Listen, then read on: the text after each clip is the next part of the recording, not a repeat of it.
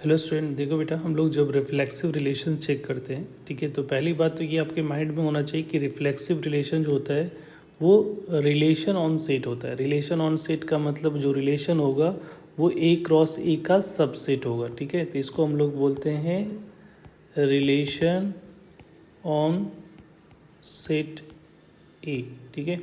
मतलब same relation same दोनों side का जो होगा डोमेन और कोडोमेन, ऐसा जो रिलेशन में देखते हो ना, दो को अगर एरो डायग्राम से देख पढ़ा होगा तो ऐसा देखा होगा कि ए बी होता है, तो यहाँ पे दोनों साइड में क्या होगा, ए ही होगा, ठीक है। और इधर का एलिमेंट इसके एलिमेंट से कनेक्टेड होगा, ठीक है। तो इसके बीच का जो रिलेशन होगा वो रिलेशन ऑन सेट कहलाएगा, ठीक है। तो अगर कोई सेट ए का, मान लीजिए कोई सेट ए लिया और उसमें से कोई भी एलिमेंट अगर पिकअप करोगे तो उसका रिलेशन में उसके साथ रिलेशन होना चाहिए, ठीक है।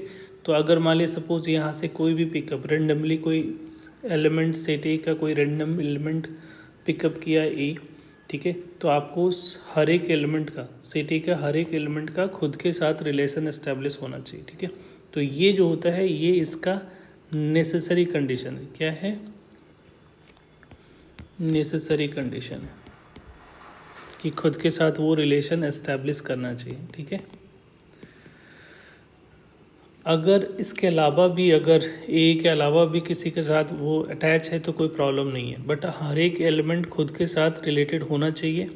उसके अलावा कुछ होगा, अदर भी हो सकता है, उससे कोई कंसर्न हमारा नहीं होता है, ठीक है। कुछ एग्जांपल से देखेंगे, जैसे कि इसको चेक करना है कि रिफ्लेक्सिव है या नहीं है। तो पहले तो देख लो सेट ए में क्या क्या एलिमेंट हो सकता है। देखो 1 2 3 दिख रहा है, तो इसका मतलब है कि सेट ए का जो एलिमेंट होगा वो क्या होगा, 1 2 3 होगा। तो इसमें 3 एलिमेंट है, 1 2 3, तो आपको देखना है कि 1 1 है। तो पहले इसके लिए चेक कर रहा, तो इसके लिए चेक करोगे तो दिख रहा है कि यहाँ पे 1 1 है, ठीक है, ये 1 1 है, तो ये एलिमेंट चेक हो गया। उसके बाद 2 देखोगे तो 2 2 अवेलेबल है, ठीक है। 3 3 है क्या, तो 3 3 कहीं दिख नहीं रहा है, तो इसका मतलब है 3 3 does not belongs to R है, therefore it is a not reflexive. अगर एक भी एलिमेंट का खुद के साथ अगर रिलेशन नहीं होता है रिलेशन में, तो उस केस में वो क्या हो जाएगा, रिफ्लेक्सिव होगा। जैसे इस केस में 1 1 तो है, 2 2 भी है, बट 3 3 नहीं है, ठीक है, तो इसलिए ये रिफ्लेक्सिव नहीं होगा, ठीक है।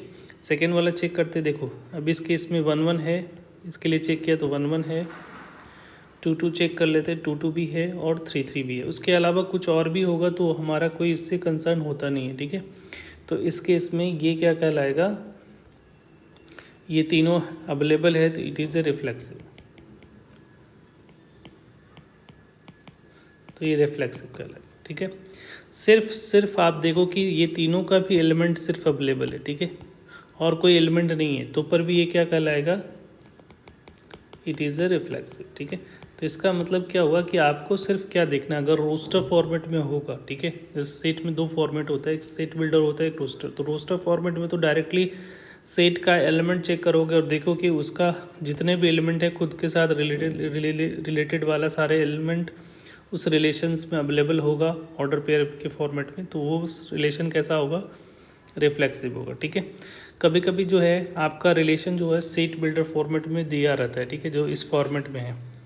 तो इसके लिए आपको क्या चेक करना चाहिए, इसके लिए हम लोगों को ए एलिमेंट लेना चाहिए। Let a is a element of R, ठीक है, कोई ए एलिमेंट का ऑर्डर पेयर में लेना चाहिए और इस पे कंडीशन पे डालना चाहिए, ठीक है। जो भी कंडीशन दे रखा है उस कंडीशन पे डाल के चेक करो कि वो स्टेटमेंट ट्रू हो रहा है या नहीं। अगर ट्रू हो रहा है इसका मतलब क्या होगा, वो रिफ्लेक्सिव होगा।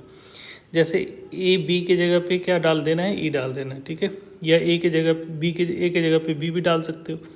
तो मैंने क्या किया है कि आपको इस केस में बी को रिप्लेस कर देना है ए से, ठीक है, या एक्स वाई रहेगा तो एक्स को वाई को किससे रिप्लेस कर दोगे, एक्स से, ठीक है। और फिर चेक करना है कि वो सेटिस्फाइड कर रहा है कि नहीं कर रहा है।